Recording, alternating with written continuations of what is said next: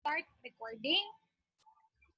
Okay, so before we go to the different organelles, of course, let's have a review about the level or the hierarchy from the smallest to your biggest. Okay, so this one is still considered as non-living levels.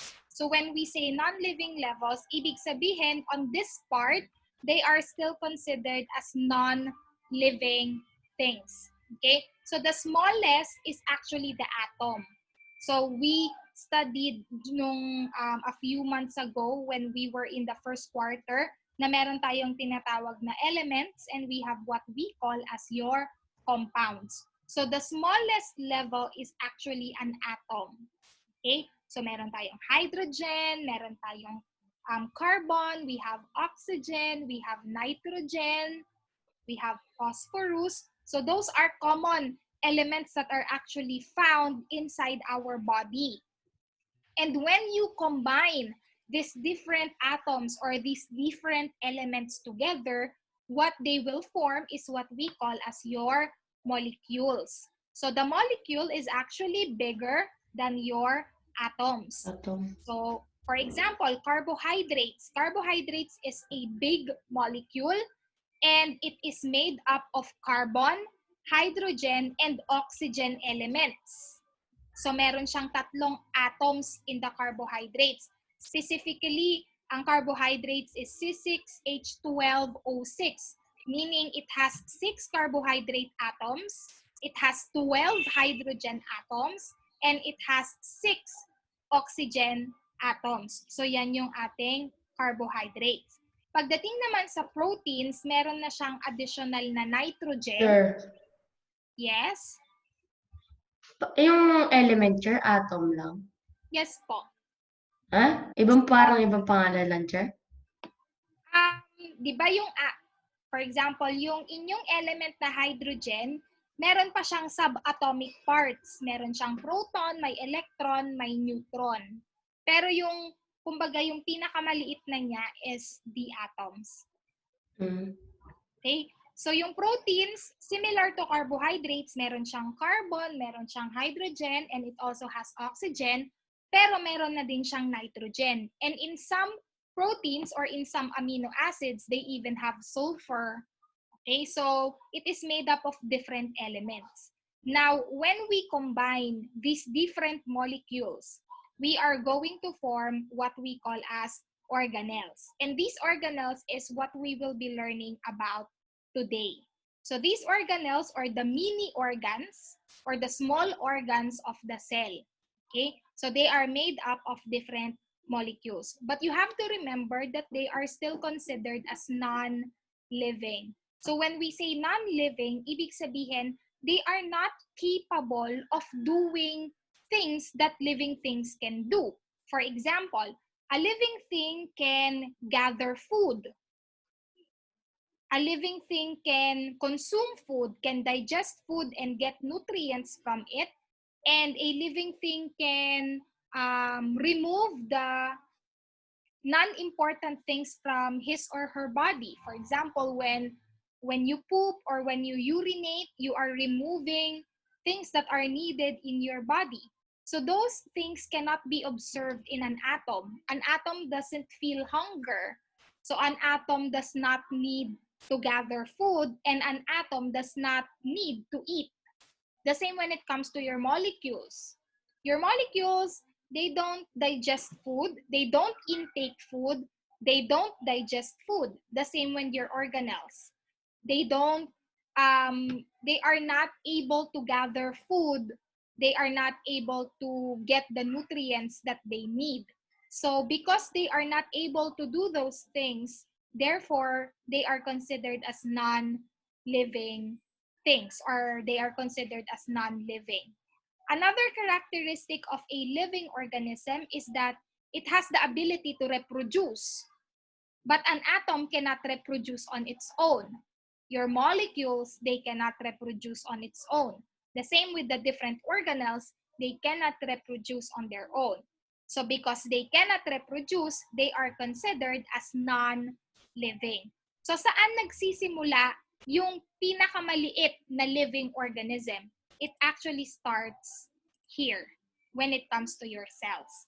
Your cells are the basic unit of life. So when we say basic unit of life, it means that the smallest organism that is able to do all of the functions of living organisms are what we call as cells. So sila na yung pinakamaliit. So for example, your bacteria, a bacteria is made up of one cell. Therefore, your bacteria is able to do all of the characteristics or all of the things that a living thing can do. So a bacteria is considered as a living thing.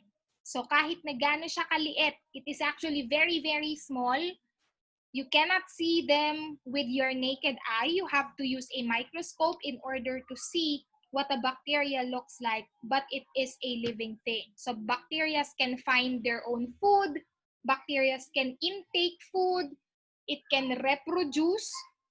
Actually, they are Pero very... yung bacteria, made up of cell? Again, Kadesh? Ay, mali, hindi pala. Ano yung Atoms tanong? pala. Can you repeat the question? Teacher. Okay. So, your bacteria can also reproduce. Actually, they reproduce really, really fast. They can reproduce in just a minute or in just 5 minutes. That's why, for example, you left a glass of milk and after a few hours, you will notice that the milk is already spoiled. Panis na siya. So, bakit siya napanis? Because there are bacteria in the milk and the bacteria multiplied. They reproduce until they become millions. So, nasira na yung glass of milk na iniwan mo. The same when it comes to food, especially pag summer, mas madaling mapanis yung mga pagkain. And it's because during summer, mas madaling mag-reproduce yung mga bacteria because they like hot environment or hot atmospheric conditions. So pag mainit, mas masaya sila. Pag moist, mas masaya sila. So they are able to reproduce Lugi tayo, Chair. constantly. Yes. Actually, you think that humans are a lot? Like, tayo na yung pinakamarami at pinakamalakas sa Earth. But actually, no. Ang pinakamarami is still bacteria. So inside a room, in just one room, may bacteria dyan, and the number or the population of bacteria inside just one room is equivalent to the entire population of humans on Earth. Ganun sila kadami. Isang kwarto lang ang katumbas nating lahat. So bacteria are more successful compared to humans because they are able to reproduce more, they are able to gather their nutrients more. Yun. Okay? So what about the ham? Again, Reynald? So what about the ham? The what? The ham? Ham. Okay, what's the question about the ham? Can you explain, Reynald? Can it actually expire or spoil? Can the what? bacteria the raw ham. The raw ham? Can it actually spoiled or expire because of bacteria? For those processed food kasi, once they put chemicals on that to preserve those kinds of food kasi, like bacon or ham. And sometimes, ang nag-expire doon is more of the chemicals that they use to preserve it.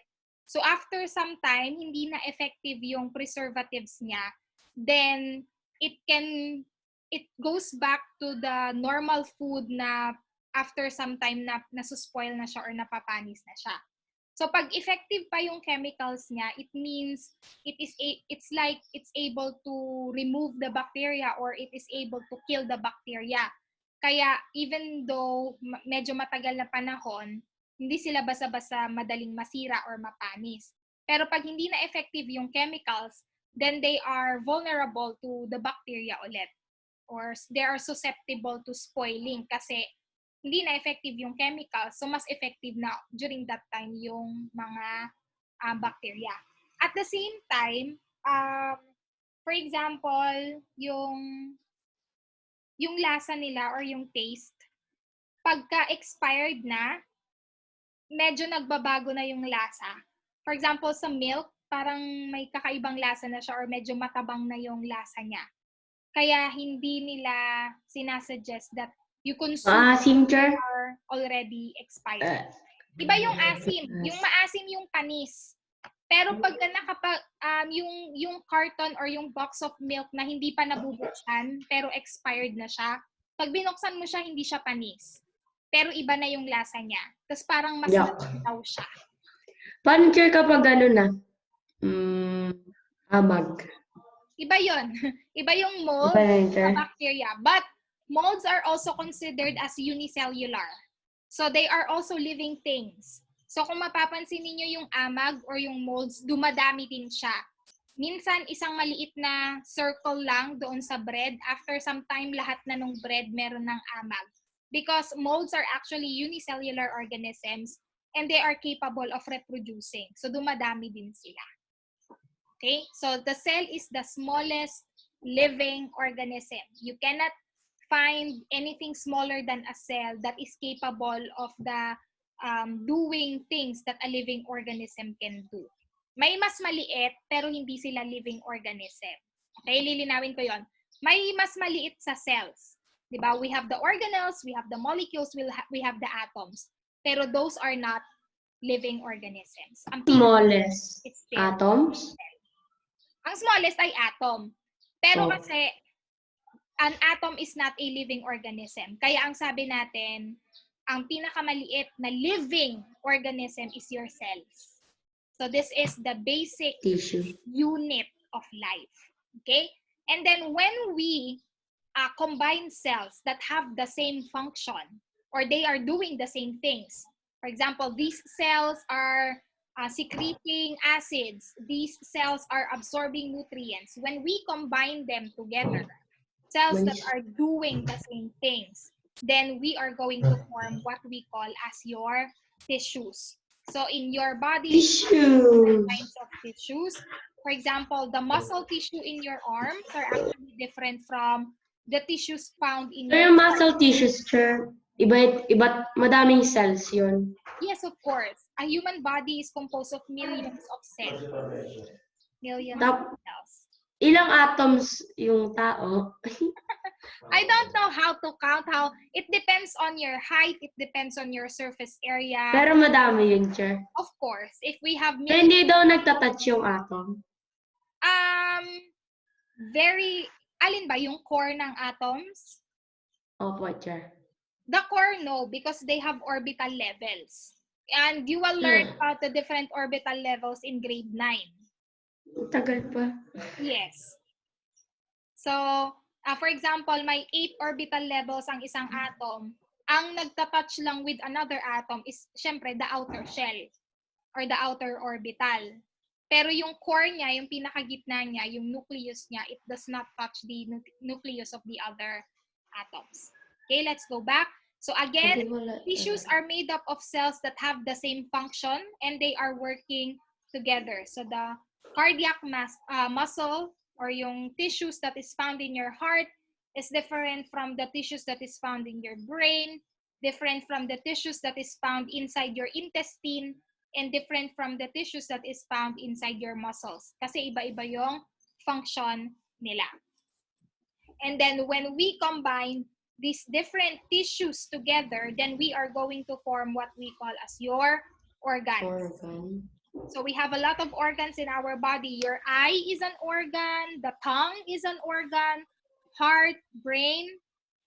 Why is it called a tissue? Yuri, to be honest, I don't know. But when you look at tissues kasi, di ba, yung bathroom tissue ninyo, minsan may 2 plies or 2 layer. Pero meron ding mga tissues that are 3 plies or 3 layers. The same when it comes to our body. Your tissues are composed of different layers of cell. So my first layer of cell, my second layer of cell, my third layer of cell. So maybe that's where they got the name tissue. But again, To be honest, I don't know. But that's what a tissue looks like. So similar to what your bathroom tissue. Sure. Like Toilet paper. Alin yan, Reynald? Sure, toilet paper, tissue. Yeah, di ba? Merong 2-ply or 3-plies na toilet paper or bathroom tissues. Yes. Your soul or cells. Depending kung ilan yung mahahawakan mong tae kapag pupulit ka sa aso. Yes. Yes. Your tissues are composed of layers of cells. Kaya nga, di ba, a tissue is made up of hundreds of cells working together. And then we have your organs. So your organs, sabi ko nga, your eyes is an organ, your tongue is an organ, your brain, your heart, your stomach, your small intestine, your lungs, your liver, all of those are organs. And when you combine different organs together, then you form what we call as organ systems. Now, organ systems you learned in grades 4, 5, and 6. So you learned all about the respiratory system, the circulatory system, the nervous system, the digestive system, reproductive system. So they are working with different functions na. So they have different organs. For example, respiratory system, ang mga organs that are included in the respiratory system is our nose, of course, our voice box or larynx, we have the pharynx, we have the lungs, okay? So those are organ systems in the respiratory. Kapag naman circulatory, syempre we have the heart, we have the arteries, we have the veins, capillaries, yes, and then of course included dyan yung blood. If we are talking about the digestive system, ang mga organs niya is your mouth, your tongue, your teeth, okay, and then the esophagus, you have the stomach, the small and the large intestine, included yung pancreas, and then you have the rectum, and of course you have the anus, okay? So, may iba't ibang members or organs na nakakabilang in each organ system. And then when you combine these organ systems, then of course, you form what we call as organism. So, yung organism, ikaw na yon. So, for example, ako, may respiratory system ako, may circulatory system ako, I have the different organs in my body. The organs in my body are made up of tissues, and the tissues are made up of cells. So one organism is made up of millions and millions of cells. Okay? Do we have questions about the levels of organization? Okay, so let's stop for a quick review.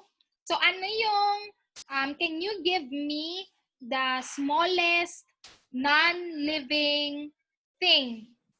Sure, me. Atom! Atoms and molecules. Atom. Atoms and molecules. Thank you. Nakalimutan The yung molecules. smallest is atoms, not molecules. The smallest is atom. Okay, for the next question, I want to see raise of hands, okay? Huwag tayong sabay-sabay magsagot. Okay, can you tell me what I will produce if I am going to combine cells that are working together? Yes, you're Tissue. tissue. Yes, thank you very much. So cells that are working together is called your tissues. Tissue. Next, what if I am going to combine different organs? Yes, Kadesh. Organism. Basta yun. No, less than that. Ay, mali. Isa pa. Cell. Ako, Char. Isa pa ulit. No, not Organ. that, Stan. I'm going to combine different organs. Different organs. What will I make? Organ Respiratory, system. circulatory. Yes, so that is Gian. What do you call that? Organ system. Organ systems. Thank you very Oh. much. So sinabi na ni Reynald, may circulatory system, may respiratory system. So if I'm going to combine different organs, I make an organ system. Okay, next question. I want to combine different elements or different atoms. What am I going to create? Organelles. Yes, Jared.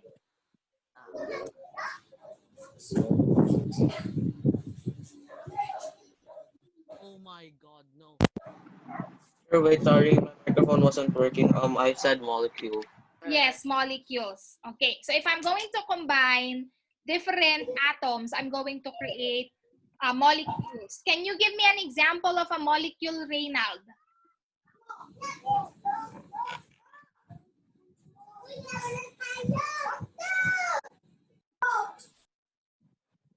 How about Danstan? What is your example of a molecule?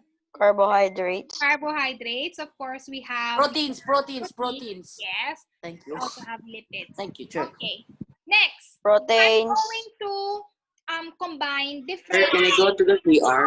Yes, Sir, can I go to the PR? yes, Jen. Okay, if I'm going to combine different organ systems, what am I going to create? I want to hear from Nicole Shane. Nicole, I'm going to combine different organ systems. What am I going to create?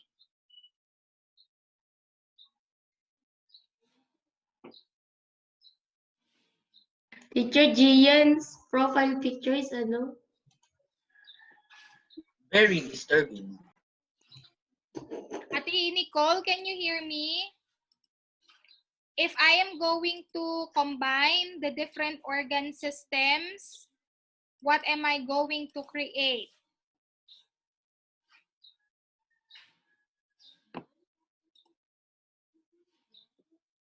Nicole, Shane.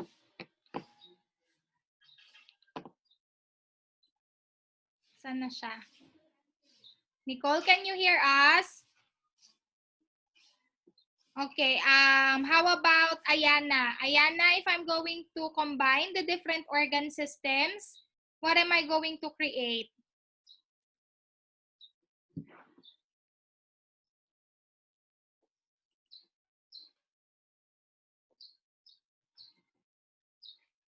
How about Nicole? Can you answer? A combination of the different organ systems will form. So pag sinama ko na yung digestive system, I'm going to combine it with the circulatory system and combine it with the nervous system. What am I going to create?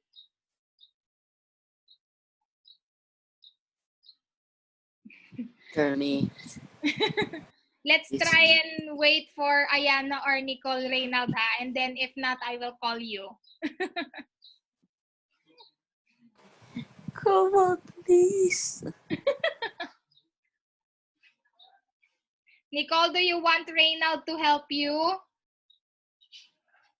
He's willing to help. Sige daw, Reynald. What is your answer?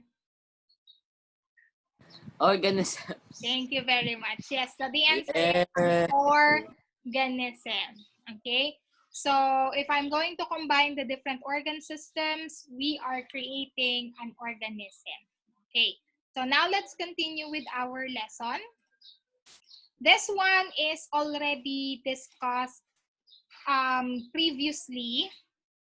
Okay, when we talked about the microscope, if you will remember, before we learned the different parts of a microscope, we also learned about the brief history of the cell and how different scientists were able to discover cells because they were creating the old kind of microscope before. Okay, so the first person who was able to view cells using a very simple mirror or a very simple lens. Can anybody tell me the name of this person? He used a piece of cork. He observed it under a simple microscope, and this is what he saw. So he saw rectangular, Yuri, it's not Charles Darwin. So he saw rectangular. Sir Robert Hooke. Yes, thank Robert you. Hooke ba yun? Yes. Oh, Okay. welcome. So the first person, I will give additional points for Dunstan kasi this is a previous lesson, ha? So Robert Hooke was the very first person who saw cells. And what he used is a piece of cork. You know, you can find corks in wine bottles. So this cork is actually a dead plant cell. So you can, they usually use yung mga sa trees, yung bark ng trees to create this cork. And this is what he saw under the microscope. So sabi niya, it looks like the rooms of the monks or the priests kasi very bare. Walang laman sa loob. It's just the walls here and then there's nothing inside. And you have to remember that monks or priests, they live a very simplistic kind of life. So they really don't have a lot of material possessions. So sabi niya, what I saw under the microscope reminded me of the rooms of the monks in the monastery. So he gave the word cells. Okay, so sabi niya, these small boxes, so he called them as cells. So parang prison cells, di ba? Pag pumasok, if you have been inside a prison or if you have watched movies or series na they went inside the prison, if you will see yung mga prison cells doon, they are just rectangular rooms and there are no furniture, there's nothing inside. It was actually very bare.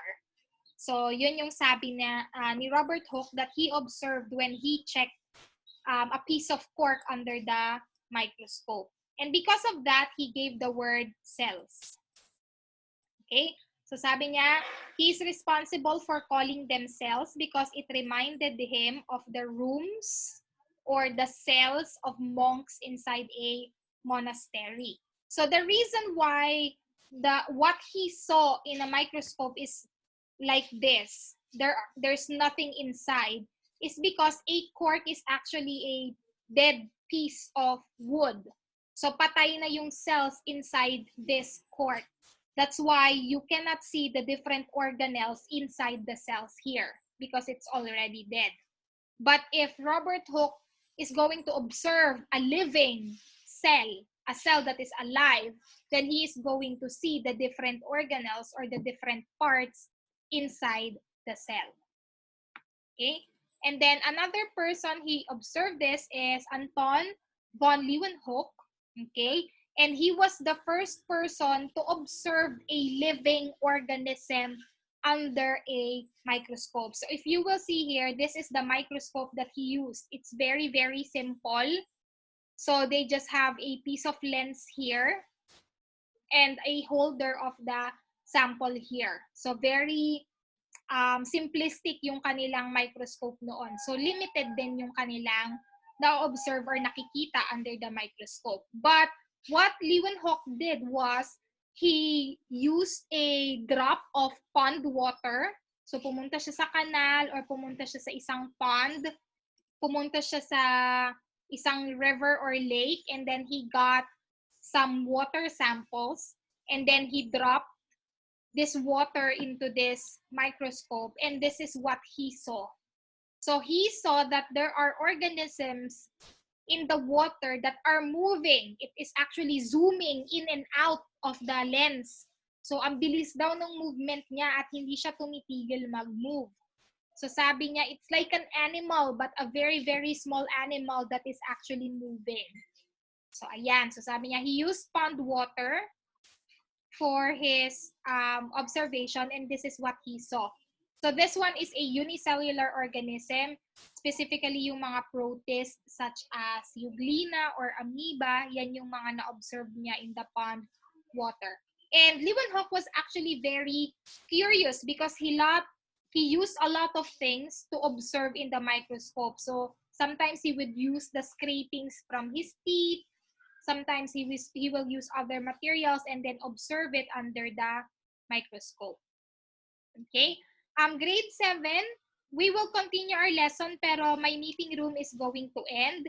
So please join the same link that was given in your group chat and then we will continue our lesson. Okay? Sige